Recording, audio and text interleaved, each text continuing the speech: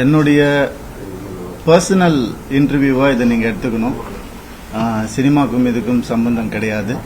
இது எதுனாலையும் கிடையாது. இது ஆச்சு அதுனாச்சு அதனால பேசுறேன் அப்படிலாம் கிடையாது. இத்தனை நாள் நான் பேசாம இருந்ததே ரொம்ப முட்டாள்தனமா நான் ஃபீல் பண்றேன். ஏன்னா ரவி மோகன், ஜெயம் ரவி அவர் ரொம்ப சாஃப்ட். அவர்கிட்ட எது சொன்னாலும் அவர் கேட்டுப்பாரு, புரிஞ்சுப்பாரு, அவர் விட்டு கொடுத்துருவாரு. எஸ், அதுதான் என் கேரக்டர். அப்படிதான் நான் இருந்துட்டு இருந்தேன். ஆனா சாது மிராண்டால் காடு கொள்ளாது. சாதுவா இருந்த என்ன நிறைய பேர் சீண்டணும்னு நினைக்கிறாங்க.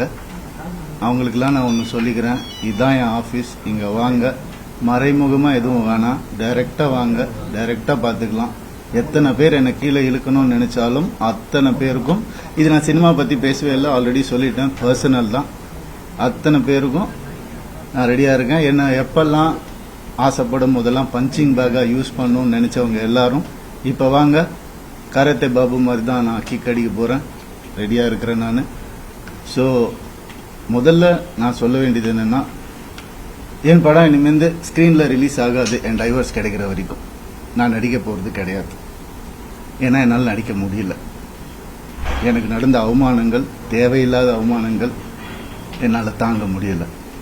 அதனால என் டைவர்ஸ் கிடைக்கிற வரைக்கும், என்னை சீண்டி பார்க்கணும்னு நினைக்கிற வரைக்கும் எல்லாருக்கும் இங்கே தான் இருப்பேன். வாங்க, சீண்டி பாருங்க. இனிமேல் சாது கிடையாது நான். அதனால என்ன நடக்குதோ பார்த்துக்கலாம். மற்ற விஷயங்கள், என் வேலை விஷயங்கள், அதை எப்படி சரி பண்ணணும் என்னன்றதை நான் பார்த்துப்பேன். இவ்வளோ நாள் என் கூட நின்ன உங்க எல்லாருக்கும் ரொம்ப ரொம்ப நன்றி.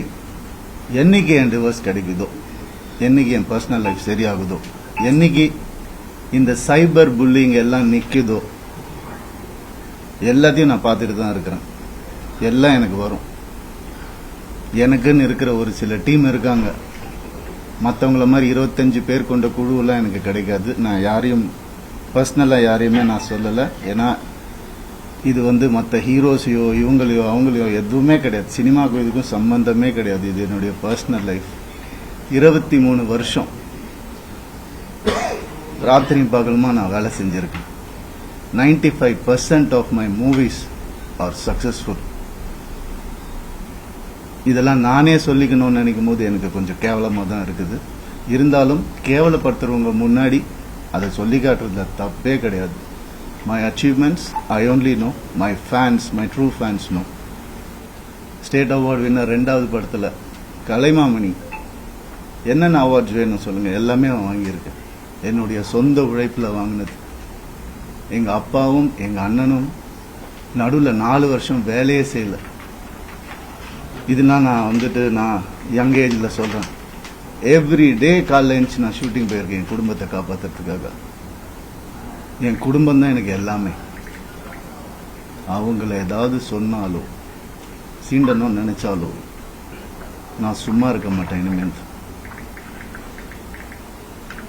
என்ன நினைச்சிட்டு இருக்காங்க? சும்மா இருந்துருவான், குவைட்டா இருந்துருவான், அவன் எல்லாம் பண்ணிக்கலாம் நினைக்கிறாங்களா? சொல்லட்டுமா என் நியாயத்தை? இத்தனை நாள் நான் பேசாம இருந்தது என்னோட தப்பு. சரி விட்டுருங்க, போட்டோம், பார்க்கலாம். பொம்பளை இது அது. என்னங்க பொம்பளை? என்ன ஆம்பளை பொம்பளை? என்ன ஃபெமினிசம்? ஃபெமினிசம்னா என்னன்னு தெரியுமா யாருக்காவது? ரேப்புக்கு அகைன்ஸ்டா படம் எடுத்தவன்னா படம் ஓடுமா இல்லையான்னு தெரியாது. இதை எப்படி எடுக்கணும்னு யாருக்கும் தெரியாது. கண்டிப்பா தேவைன்னு சொல்லி அந்த படத்தை நான் எடுத்தேன். கஷ்டப்பட்டு பண்ணது நான். பெண்களுக்கு உரிமை இருக்கணும்னு சொன்னது நான் என் படங்கள்ல. என்ன சொல்றீங்களா பெண்களை பத்தி தெரியாதுன்னு? எனக்கு எங்க அம்மா என்ன அப்படி வளர்க்கல. பேராண்மை படத்துல நான் சொன்ன டயலாக் எல்லாருக்கும் இன்னைக்கு வரைக்கும் சொல்லிட்டு இருக்காங்க. பெண்கள் மிகப்பெரிய சக்தி, அதை தேவையில்லாம வீணடிக்க கூடாதுன்னு நினைக்கிறேன். நான் சொன்னேன். ஏன் 14 வருஷம் இருந்தேன் நானு என்னோட எக்ஸ் லைஃப்ல. அப்பெல்லாம் சொல்லி அவர் கடவுள், அவர் திட்டினதே கிடையாது. நான் தான் திட்டுவேன். எல்லா இன்டர்வியூ இருக்கு, எல்லா எவிடன்ஸும் வருது, நிறைய இருக்கு. 2 வருஷம் நான் குவைட்டா இருந்தது உண்மை ஜெயிக்கணும், சத்தியம் நிலநாட்டணும்ன்ற ஒரே காரணத்துக்காக தான் நான் குவைட்டா இருந்தேன். எல்லாம் வருது. உங்களுக்கு சர்ப்ரைஸ் வெயிட்டிங்ஸ் இல்லதெல்லாம் வெயிட் பண்ணுங்க கொஞ்சம். எனக்காக பொறுமையா இருங்க. அதான் ஃபெமினிசம். என்ன நினைச்சிட்டு இருக்கீங்க ஃபெமினிசம்னா? நான் யார்? நானும் ஃபெமினிஸ்ட் தாங்க. எப்படிங்க என் குடும்பத்தை நான் அகைன்ஸ்டா எப்படிங்க பேசுவேன்? 14 வருஷம் பேசலையே, பொறுத்துக்கிட்டேனே. என் பிள்ளைங்களை பார்க்க விட மாட்டாங்க. என்னோட லைஃப்ஸ் ஹாப்பியஸ்ட் டேன்னு நான் ட்வீட் பண்ண அவனும் நானும் சேர்ந்து டிக் டிக் டிக் படம் நடிக்கும் போது ஏன் பிள்ளைங்க நான் எப்படிங்க விடுவேன்? கேட்டுதான் இருப்பீங்களா? இப்படிதான் 50 லட்சம் ரூபா தெரியுமா? 2 பேர் ஸ்கூல் ஃபீஸ். எத்தனை வருஷம் நான் கட்டி பார்த்துட்டு இருக்கேன். அவங்களுக்கு நல்ல லைஃப் கிடைக்கணும்னு. குழந்தைங்க பத்தி, என் பாசத்தை பத்தி பேசாதீங்க. உங்க யாருக்கும் எதுவுமே தெரியாது. டெய்லி நைட் உட்காந்து அவன் செஸ் கத்துக்கிறான். என் சின்ன பையன் டெய்லி உட்காந்து விளையாடுவான். அவன்கிட்ட தோத்து போவேன் நான். என்ன சொல்றீங்களா? குழந்தைங்க மேல அன்பு இல்லைன்னு பார்க்க விட மாட்டாங்க. போன் கான்ஃபிஸ்கேட் பண்ணி வச்சிருக்காங்க. ஸ்கூலுக்கு பாடி கார்டு அனுப்புறாங்க. என் பசங்க பார்க்கணும் இந்த வீடியோவை. தெரிச்சு தானே ஓடி வந்தேன் நான். அந்த லைஃப் பிடிக்கலன்னு இத்தனை நாள் இருந்தால அப்பெல்லாம் தெரியலையா? நான் அப்பெல்லாம் பார்த்துக்கல. எவ்வளவு கோடியில வீடு என்ன கேளுங்க போய் வெளியில. ஈஸியாரே சொல்லும். யாருக்காக? எல்லாம் அவங்களுக்காக தான் நான் பண்ண. இருக்கும் போது பார்த்துக்க முடியலன்னா இல்லாதப்ப மூடிட்டு இருக்கணும். ஒரு குழு அமைச்சு இவங்களை இப்படி காசு கொடுத்து இவங்களா அப்படி எனக்கு தெரியாத அதெல்லாம் பண்றதுக்கு பிறந்து வளர்ந்தவன் சொல்லி கொடுத்ததே நான் தான். ஏன் தெரியுமா? நான் திரும்பி வந்தேன் 6 மாசம் நான் காணாம போயிருந்தேன். வேணாம் தேங்க்யூ. இது ஃபெமினிசம். என்கிட்ட கேக்குறாங்க எப்படி அவன் வரான் பாத்துடலாம் ஷூட்டிங்க்கு. ப்ரொடியூசர் ஆக்குனதே என்ன? என்கிட்ட கேக்குறாங்க. யாராவது பாத்திருக்கீங்களா? குடும்பமா ஒரு எக்ஸ் குடும்பம் வந்து இன்டர்வியூல வர்றது யாராவது பாத்திருக்கீங்களா? எனக்கே தெரியாது. சர்ப்ரைஸ் தான். வந்து ஏன் மாப்பிள்ள, ஏன் இது, ஏன் அது, எதுக்கு? நான் பாட்டுக்கு தானே இருந்தேன். அப்படியே போயிருக்கலாமே. எதுக்கு சுரண்டி சுரண்டி சுரண்டி ரத்தம் வர்ற அளவுக்கு உயிர் போற அளவுக்கு சுரண்டுனா என்னங்க பண்றது ஒரு மனுஷன்? எனக்கு இப்படிலாம் பேச தெரியாதா?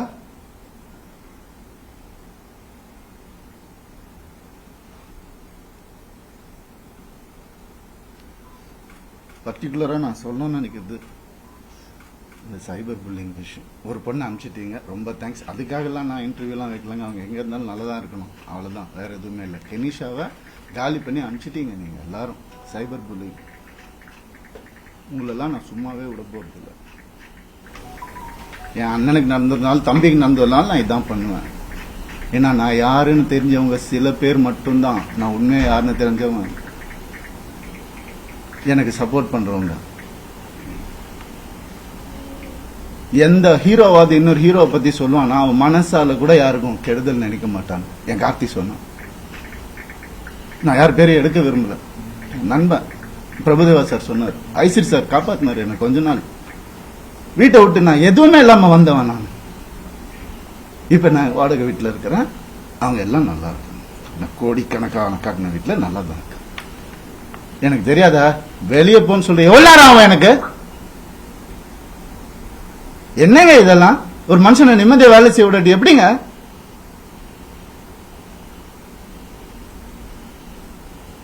சும்மாவே இருக்கணும். என்ன கிண்டல் பண்ணாலும். ஏன்? ஏன்னா நான் செலிபிரிட்டி இமேஜ் தேவையில்லை. மனுஷன் முதல்ல. நான் ஆம்பளை பொம்பளை அப்புறம் மனுஷன். ஒரு மனுஷனுக்கு ஒரு கஷ்டம் வரும்போது அப்ப மட்டும்தான் தெரியும் அவன் கூட யார் இருப்பாங்க. அப்படின்னு என்ன பண்ணுதாங்க கெனிஷா. எப்படி வளர்ந்தவங்க தெரியுமா அவங்க? அவங்க வீடியோ போட்டா அதுல ஒரு சைபர் புள்ளி. ஒரு பொண்ணு என்ன புரிஞ்சுக்கிச்சு. ஏன் பார்க்காத ஹீரோயினாங்க.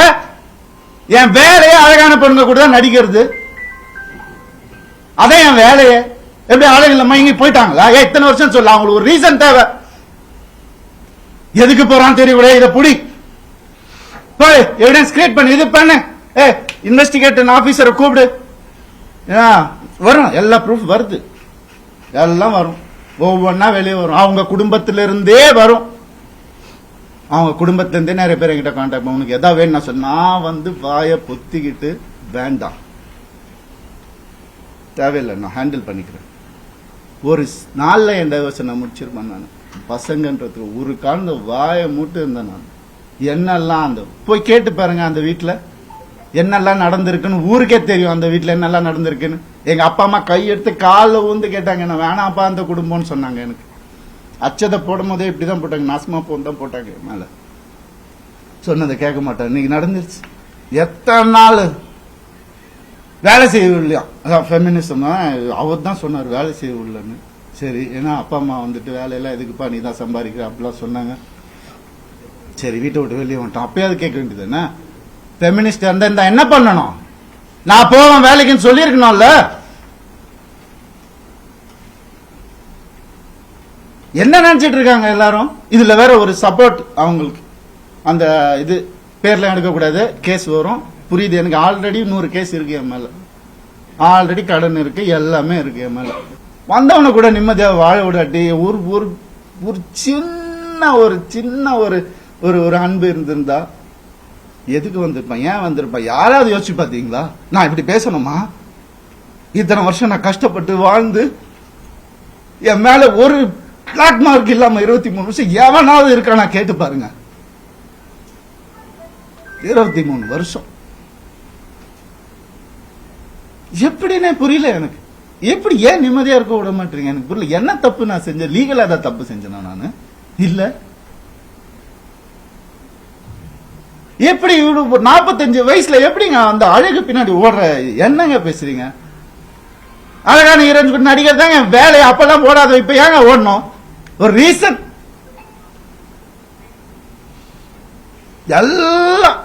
எல்லாத்தையும் கொடுத்துட்டானா அவங்க கையில். அதான் எனக்கு பெரிய தப்பியா, நம்பிக்கை, ட்ரஸ்ட், என் லைஃப், இது எல்லாத்தையும் கொடுத்துட்டான். அப்படியே எனக்கு ஒரு அக்கௌண்ட் கூட கிடையாது என் பேர்ல, தெரியுமா உங்களுக்கு? ஒரே அக்கௌண்ட் தான் எனக்கு இருந்துச்சு, ஜாயிண்ட் அக்கௌண்ட், எக்ஸ் ஃபேமிலியோட. எங்க சொன்னாலும் ஸ்வைப் பண்ணாலும் உடனே போய் என்ன எதுனால என்ன ஏன் இவ்வளவு, நான் தானே சம்பாதிக்கணும்.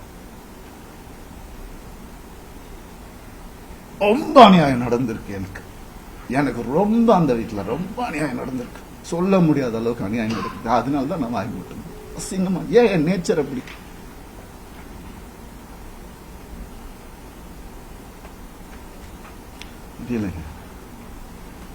எப்படி வந்து ஒரு ஒரு ஒரு டீமை அமைச்சு ஒருத்தனை எப்படி காலி பண்ணலாம்? நான் உயிரோடு இருக்கக்கூடாது அவங்களுக்கு, மேக்சிமம் அதுதான் நடந்துரும், கண்டிப்பா நடக்கும் இது.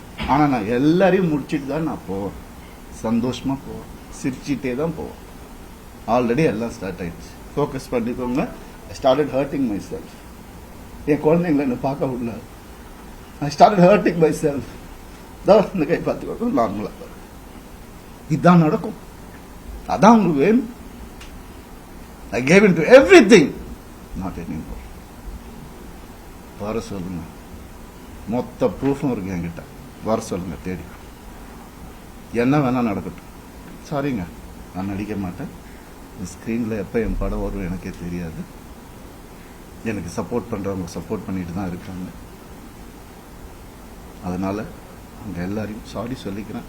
தயவு செஞ்சு வேண்டி கேட்டுக்கிறேன், என்னோட இந்த டெசிஷனை இப்படியே விட்டுருங்க. என்னால் வேலை செய்ய முடியல. நான் என் பர்சனல் லைஃப்பை க்ளீன் பண்ணிட்டு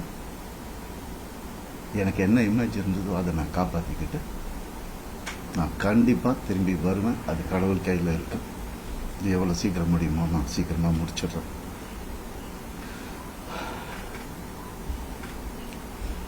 சில விஷயங்கள் சொல்லணுங்க, அது ஓப்பனாக சொன்னாதான் அது. இந்த 3 லெட்டர் நடிகை இருக்காங்க, நான் சொன்னல ஆல்ரெடி நிறைய கேஸ். அவங்க பேரை சொன்னால் அவங்களும் என் பேரை தெரியாமல் என்னை வந்து அட்டாக் பண்ணுறாங்களாம். இட்லி நடிகை, அதையும் சொல்லிடுறேன் நான். 3 பேர் ஹீரோஸ் என்கிட்ட, பெரிய ஹீரோஸ், அவங்க ஜென்ரேஷன் ஹீரோஸ். என் குடும்பத்தை கெடுக்க வந்த இவாவை அசிங்கமான வார்த்தையில் சொன்னாங்க. நாசமாக போயிருக்கும். 3 பேரோட வாழ்க்கையை கெடுக்கிறதுக்கு ரெடியாக இருந்த அந்த ஒரு பொம்பளை என் லைஃப் பற்றி பேசுகிறாங்க. ஆனால் வேற ஏதாவது பிரச்சனை வந்து அப்படியே நான் ஃபெமினிஸ்ட், நான் இப்படி ஆயிடுவேன். என்ன டிராமா இதெல்லாம்? உனக்குலாம் ஏதாவது துப்பு இருக்கா என்னை பத்தி பேசுறதுக்கு?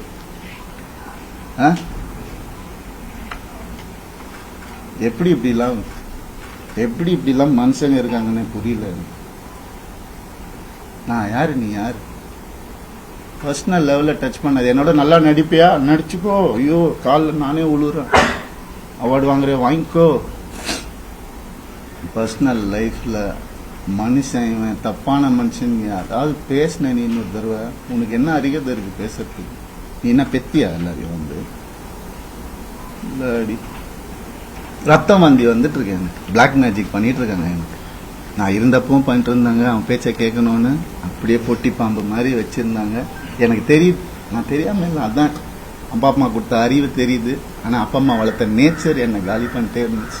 இத்தனை வருஷம் முதுகுல குத்துறாங்கன்னு தெரியும், அவங்க எனக்கு தெரியாதுன்னு நினைச்சிட்டு இருக்காங்க. எவ்வளவு நாள் நானும் மாறிடுவாங்க, கடவுளை வேண்டிக்கிறேன், இப்படி ஆயிடும். நான் என்னதான் பண்ணேன்?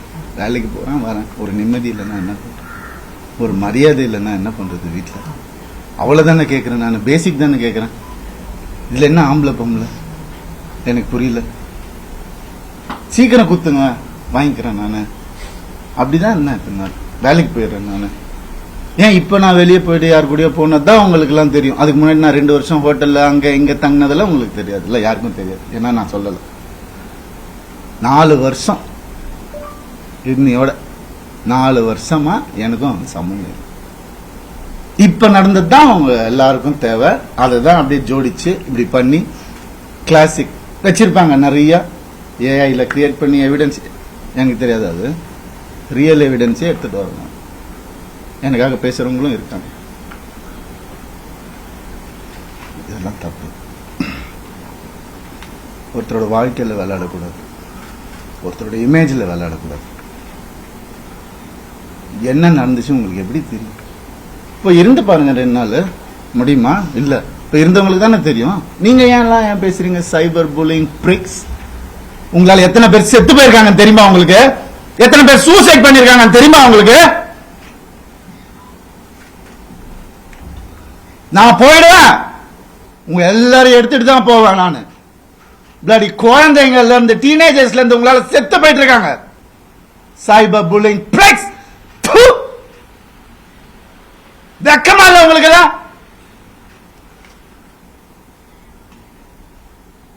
என்ன நினைச்சிட்டு இருக்கீங்க?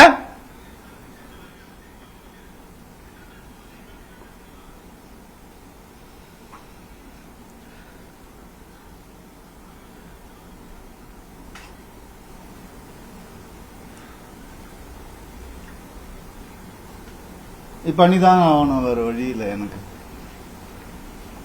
யாரு தான் சொல்லுவா அப்புறம் என் கதை? அம்மா அப்பாவும் சொல்ல மாட்டாங்க. அண்ணன் ஏன்னா அவங்க முன்னாடியே சொல்லிட்டாங்க. அல்ல எல்லாம் சொல்லிட்டாங்க, நான் கேட்கல.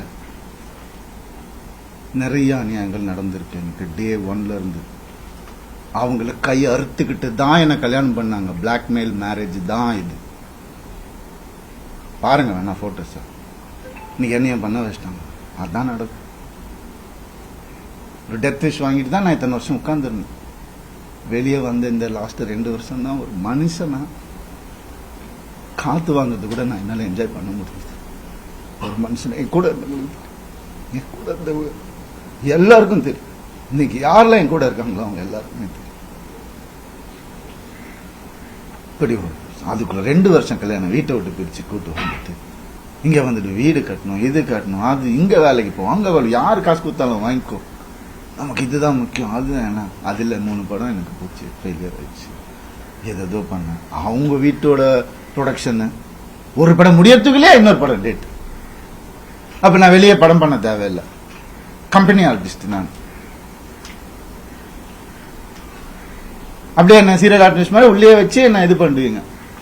அதுல இருந்து நான் வெளியே வரக்கூடாது. நான் படிச்ச விஸ்காமுக்கும் நான் பார்த்த என்னுடைய பிலிம் ஃபெஸ்டிவல்ஸும் ஒரு 5 பிலிம் ஃபெஸ்டிவல் லைஃப்ல நான் பார்த்துருக்கிறேன்.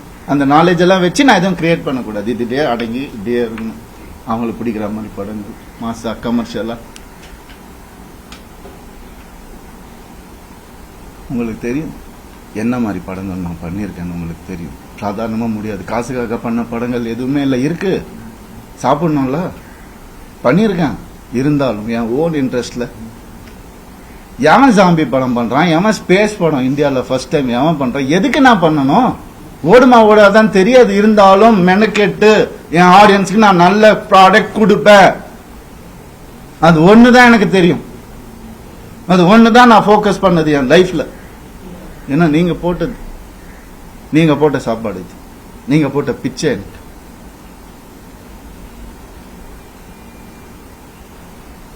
நான் ஏன் சைபர் புல்லிங்க்கு பிச்சை போடணும்? அவங்க ஃபாலோவர்ஸ் நான் ஏன் டெவலப் பண்ணணும்? நான் பேச மாட்டேன். சிவன் குழந்தைன்னு நான் சொல்லுவேங்க. ஆம்பளையும் இல்லாம பொம்பளையும் இல்லாம இருக்கிறவங்கள நான் அப்படி கடவுள் குழந்தைங்க. அவங்க எல்லாம் வந்துட்டு என்னென்னமோ பேசுறாங்க. என்ன இதெல்லாம் ஃபாலோவர்ஸ்க்காகவா? அதுக்காகவா பிறந்து வளர்ந்து இது பண்ணும்? என்ன எங்க போன நான்? உங்க கண்ணு முன்னாடி தான் கெனிஷான்னு ஒரு டாபிக் வந்தா நான் கண்ணு முன்னாடி தானே எல்லாமே பண்ணிட்டு இருக்கோம். நாங்க ஒரு பொண்ணை புரிஞ்சுக்கிட்டு அதையும் தப்பி அமுச்சு விட்டுட்டீங்க. அவங்க ஃபெமினிஸ்ட் எப்படி இறங்கி ஆர்எம்எஸ் லான்ச்ல ஒவ்வொரு ஸ்கிரீன் கிளாத்ல இருந்து ஒவ்வொரு நீடில் இருந்து இது இங்கதான் இருக்கணும் அங்கதான் இருக்கணும் இறங்கி வேலை பார்க்கறாங்க. இன்னொருத்தர் காசுல சொகுசா வாழ்ந்துகிட்டு என்ன வாடகை வீட்டுல ஒருத்துட்டு அப்படி இல்லை. இது அதுக்காக பேசவும் இல்லை. எங்க இருந்தாலும் நல்லா இருக்கட்டும், கடவுள் பார்த்துப்பாரு. கடவுளுக்கு தெரியும் எது உண்மை எது போய் எல்லாமே தெரியும். அவர் பார்த்துப்பாரு. I'm very happy actually. But என்னால வேலை செய்ய முடியாது. செய்வேன், சொல்லும் போதுதான் செய்ய முடியும். நான் அது வரைக்கும் எனக்காக கொஞ்சம் பொறுமையா இருந்தேன். என்னென்னமோ இருக்கு சொல்றதுக்கு. நான் இன்னைக்கு சொல்லலைன்னா கொஞ்சம் பொறுமையா இருங்க என் கூட. அப்புறம் என்னைக்குமே நான் சொல்ல மாட்டேன், வீடியோ எல்லாம் போட்டுட்டு இருக்க மாட்டேன்.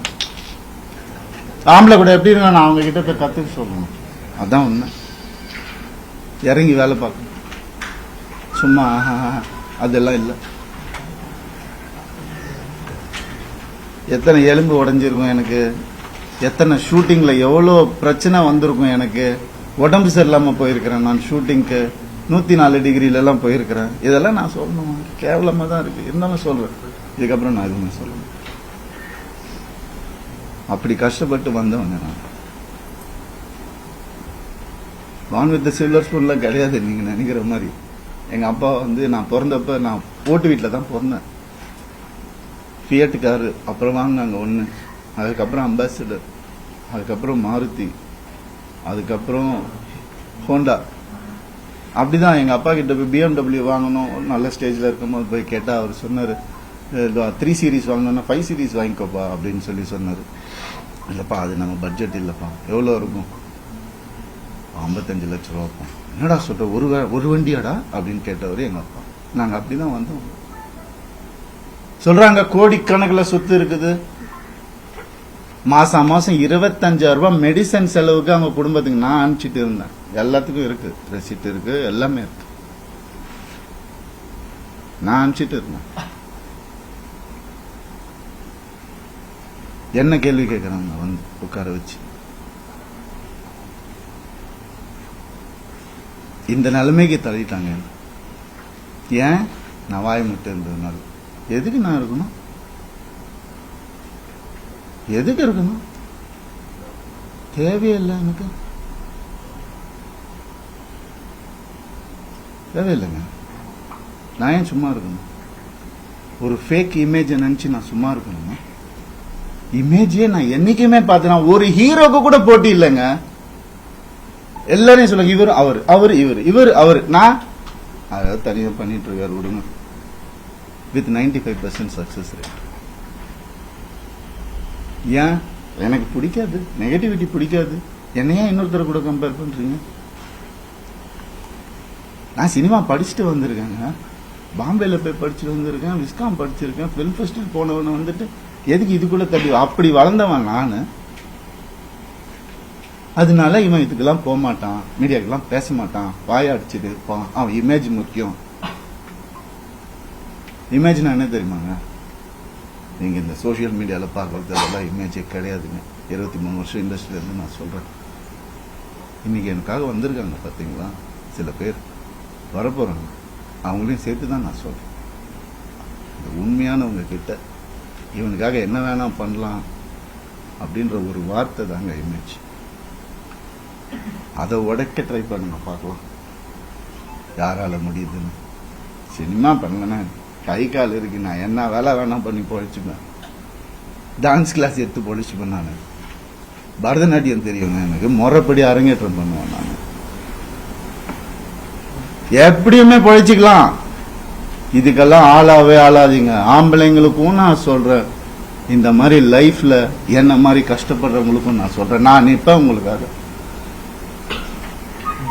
என்ன அநியாயம் நடந்துட்டு இருக்கு இந்த ஜெனரேஷன்ல எனக்கு தெரியும், நான் நிற்பேன். இன்னும் என்ன வேணா வர சொல்லுங்க, இன்னும் 4 வீடியோ பண்ண நான் வந்துட்டு பலாத்காரம் பண்ண கூட அவங்களை சொல்லிக்க சொல்லுங்க, என்ன வேணா பண்ண சொல்லுங்க.